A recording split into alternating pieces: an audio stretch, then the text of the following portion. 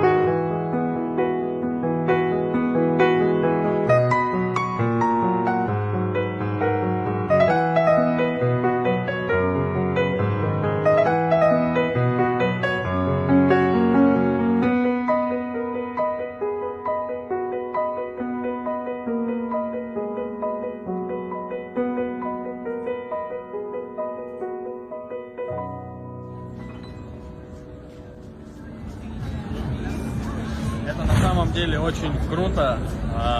Ну, словами все не могу, конечно, передать все ощущения, но хочу, чтобы вот это видела молодежь Абхазии и те, кто говорит, что грузинский народ — это враг для абхазского народа. Вы большие лжецы. Всем спасибо.